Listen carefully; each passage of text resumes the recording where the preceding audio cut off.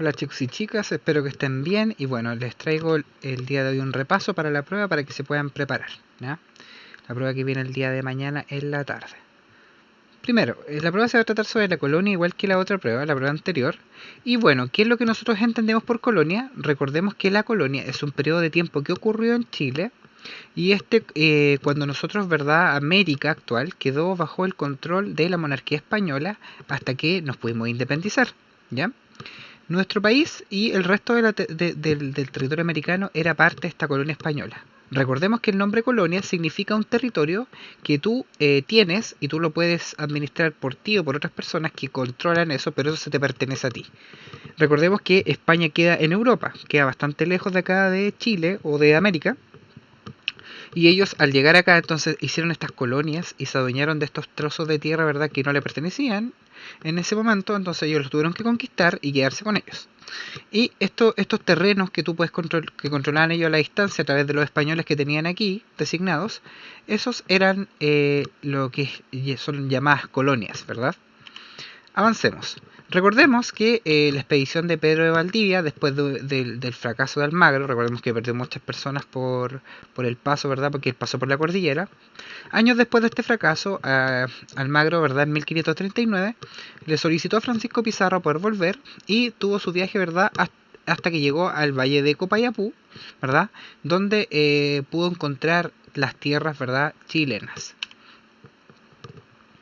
Si bien no encontraron tantas riquezas como oro, vieron que la tierra era buena para sembrar, ¿verdad?, para cosechar, y además de eso, eh, quisieron conquistar ciudades, ¿verdad?, para poder quedarse con estos lugares. Así que después de un año de su partida, alcanzó el valle en la orilla del río Mapocho, que ustedes conocen actualmente en el centro de Santiago, y fundó la primera ciudad. ¿Ya? La primera ciudad se llama, hoy conocemos como Santiago.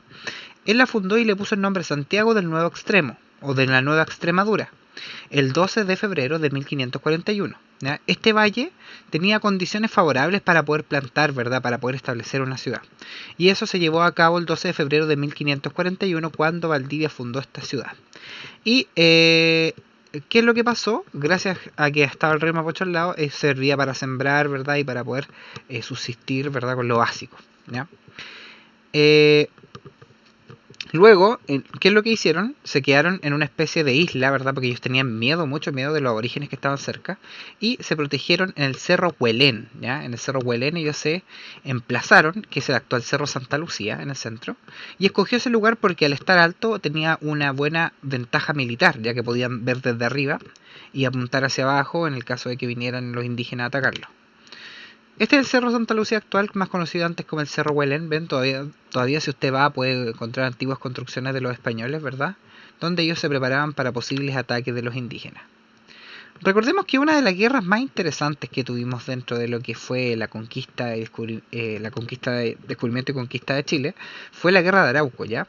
La Guerra de Arauco se llama un feroz enfrentamiento que se produjo entre el pueblo mapuche y los conquistadores españoles, ¿verdad? Y esto fue en el año 1550, cuando el conquistador Pedro Valdivia viajó un poquito más hacia el sur, porque él empezó a fundar muchas ciudades viajando hacia el sur, y cuando él fundó la ciudad de Concepción, entonces comenzó esta guerra, la Guerra de Arauco, ¿ya?, que duró muchos años.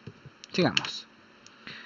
Recordemos otro punto importante dentro de lo que vamos a ir viendo, que, bueno, Pedro de Valdivia obviamente ya había conquistado Chile, ya tenía Chile, estaba en proceso de conquista, perdón, porque todavía tenían muchas batallas con los mapuches, pero ellos buscaban conquistar estas ciudades, ¿verdad? Crear estas ciudades para poder tener un terreno y ya ir ganando terreno a los mapuches.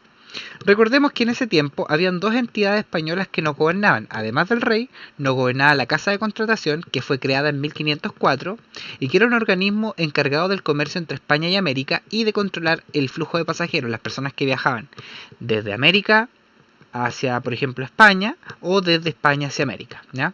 Y luego tenemos el Consejo de las Indias, que fue creado en 1524 y que era un organismo que aconsejaba al rey en temas para las leyes del Nuevo Mundo, para las leyes que iban a aplicar aquí en América, y para también ocupar cargos de gobierno a ciertas personas acá, para que cuidaran los intereses del rey, ya que toda esta tierra le pertenecía al rey al final, ¿verdad? Aunque estaban los soldados acá, eran soldados españoles y los soldados le le debían seguir las órdenes, ¿verdad? Debían seguir las órdenes del rey, ¿ya?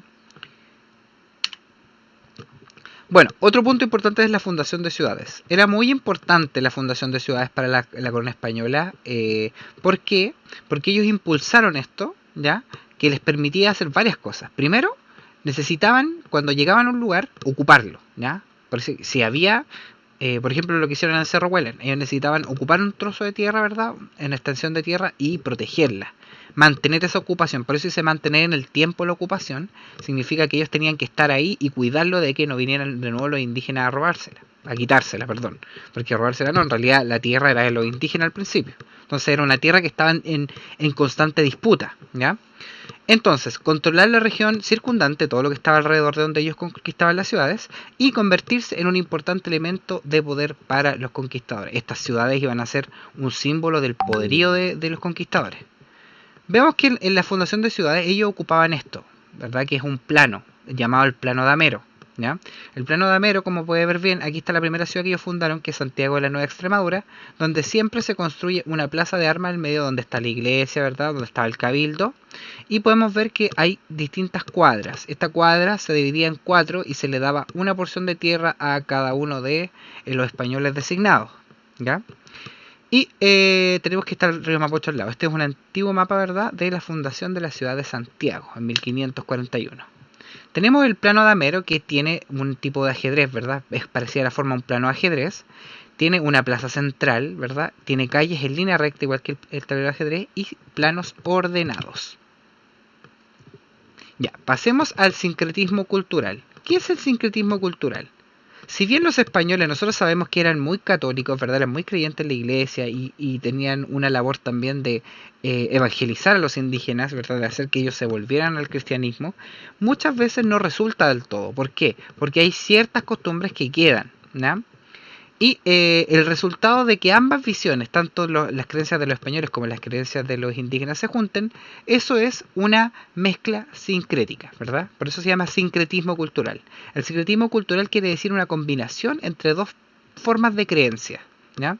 Si bien los españoles creían en la religión católica, aquí nosotros, la mayoría de los chilenos, ¿verdad?, también nos pasamos a la religión católica, pero sin embargo hay muchas costumbres que se conservaron. Por ejemplo, si usted va a La Tirana, va a ver estas fiestas de las danzas, ¿verdad?, con los diablos, ¿verdad?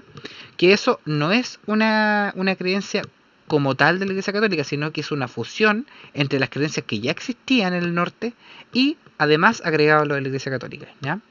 Entonces, el sincretismo cultural explica que en Chile hay muchas expresiones del mundo religioso. Como pueden ver aquí, en Chile hay muchas religiones, ¿verdad?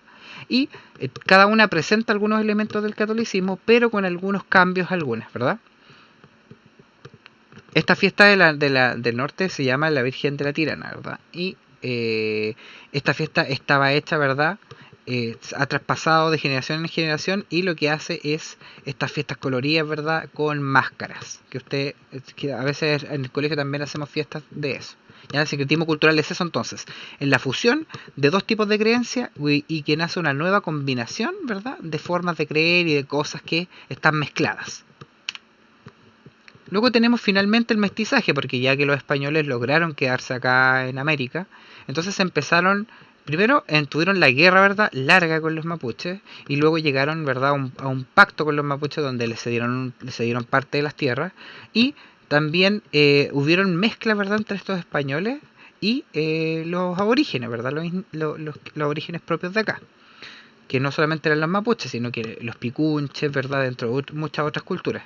Entonces, el mestizaje es proceso de la relación entre dos o más culturas. En este caso, en Chile, entre indígenas y españoles.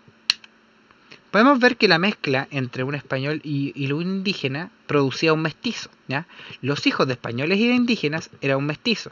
Si era española y era un indígena hombre, también eran mestizos. Ya da lo mismo si es hombre o mujer, pero tenía que ser una mezcla entre español e indígena, ¿ya? Se llaman mestizos.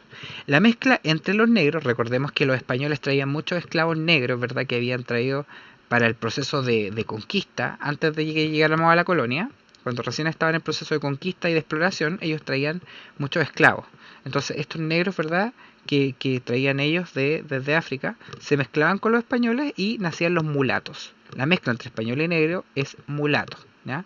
Y luego tenemos finalmente la mezcla entre, ya que también es una raza, una mezcla, ¿verdad? Que era la que se daba entre indígenas y negros, que eran más conocidos como los zambos. Luego tenemos aquí una breve descripción de la importancia de cada una de las clases sociales hasta los menos importantes, como era Chile en la colonia.